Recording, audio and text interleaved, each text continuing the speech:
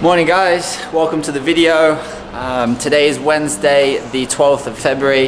There's no official team training today, so I'm going into the facility to do a full leg workout. So it should be a pretty interesting video for you guys. Sorry for the noise. There's some construction going on at the apartment complex. Those of you that watched my last video will know it's a brand new complex, so a lot of noise at this time. But yeah, today's video should be really interesting. A lot of you guys have been messaging me on Instagram asking about leg workouts, how often I do them, what I do during the session. So I'm going to show you all that today. I'm walking to the facility now. It's an absolutely gorgeous day. I'll go into more detail later on in the video about the individual exercises and why I'm doing them. But for now, I'm going to walk to the facility, start getting ready, and I'll see you guys in the gym. Let's get it.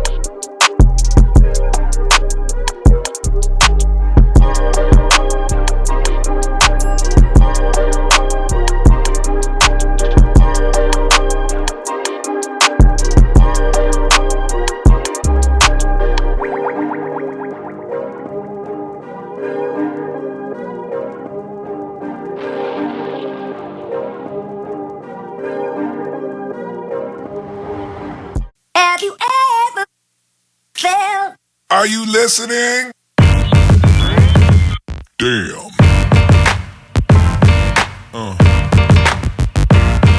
Yeah. Yeah.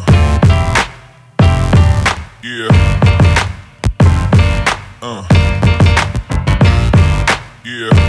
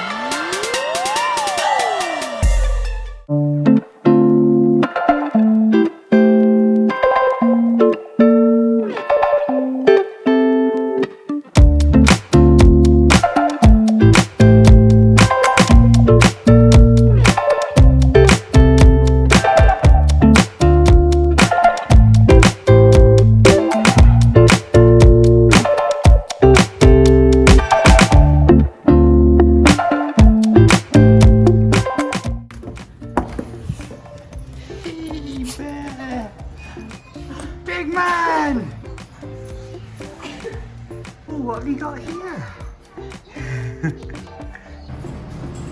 So we've got our Monix travel gear today for the season.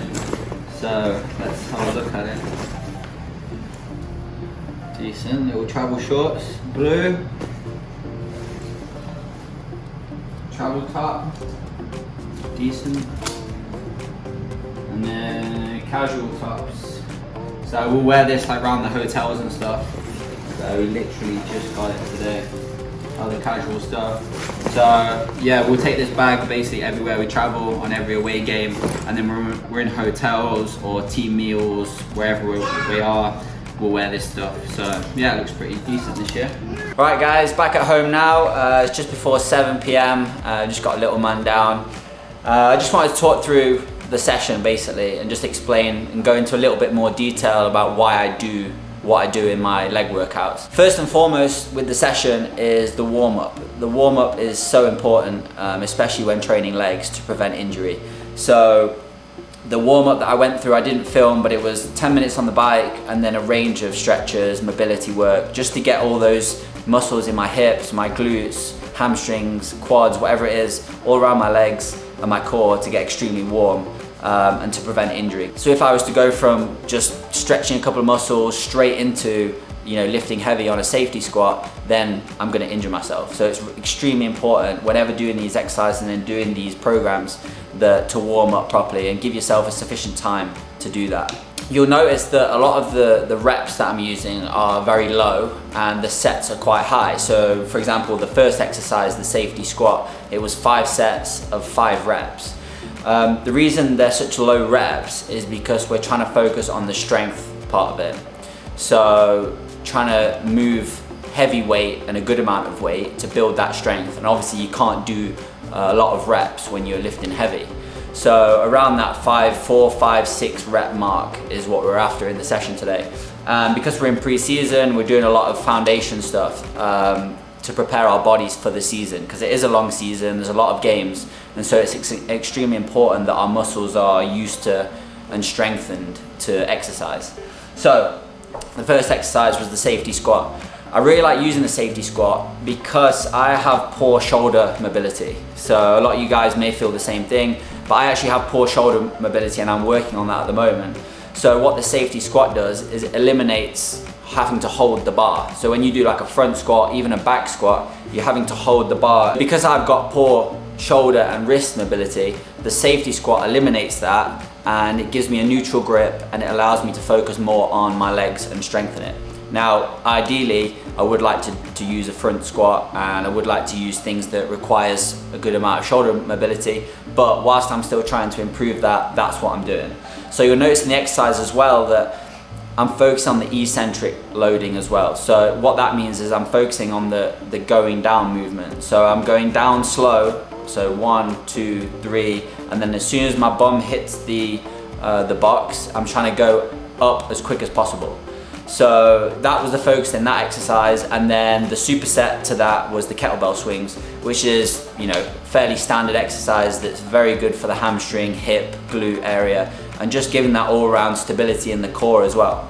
So that was the first 2, and those of you that have watched me before, you'll know that I like supersets, and the reason I like supersets is because it keeps the heart rate up. It keeps me working hard, keeps my body moving, and generally just improves the cardiovascular fitness. So the second superset we did was the barbell RDL with chains, and that was with the banded hip adduction. So the benefit of using chains with the barbell RDL is that they really pull you to the ground. You know, you can add more weight to the side, but with the chains, because they are very heavy, they are pulling you to the ground. So again, concentrate on the eccentric loading. When I'm going down in that movement, I have the weight, which I think the first set was 185 pounds, and then throughout the sets I built it up to 205. But added to that weight is the weight of the chains, and I don't know exactly how heavy they are, but I would say in the 20 to 40 pound range per chain. So it does really suck you to the ground and force you to use the core and use all the muscles in your legs to drive back up. And it's important as well keeping a flat back during the exercise. And then the banded hip adductions, The reason I do those is to give myself more control in the groin area. So as you can see, I'm pulling away and using more and more resistance with the bands. And I think in the first set I started on the orange and red band, and second set and third set progressed to the double red band, which makes it harder. But the idea and the focus in the exercise is to control the adductor muscles, the groin area, the hip, and use your core to really stay in a neutral position. And it's a very taxing exercise. It doesn't look very difficult, but it really is. And then the final superset we did, which was 3 exercises. We started with pull-ups, very standard exercise, get the heart rate going very quickly, and then straight into the reverse hyper, which if you've watched my videos before, you'll see I've done a lot of those, and I was first introduced to that exercise when I came to Salt Lake. A very good machine, I really enjoy using it. And the focus on that is to drive your legs back up, but then as the movement is coming back down and the weight is coming back down and gravity is pulling, it's important to control that movement back down. And that's where the strength in the exercise really comes, is that you drive up, but then on the way back down, you control it. So that was the focus for the reverse hyper. And then the glute hamstring raise, that is similar to a reverse Nordics in a way. So you're using your quads, your glutes, your hamstrings as your body goes down to pull yourself up. And a lot of the exercises and all the exercises will be predominantly glute and hamstring based, because when I'm running, they are the muscles that are firing, and those are the explosive muscles when you run. So that's why I'm training those. All right, so I hope you enjoyed the video. If you have, smash the like button. If you've not subscribed, please do, and turn on notifications so that every time I post a video, you'll get a notification straight to your phone or laptop, and then you'll be able to watch the video as soon as possible. I really appreciate all the support. You know where to find me if you have any questions about this particular workout, or any questions in general. Comment down below on the video, or find me on Instagram and Twitter. And yeah, I hope you've enjoyed the video. I'll see you on the next one.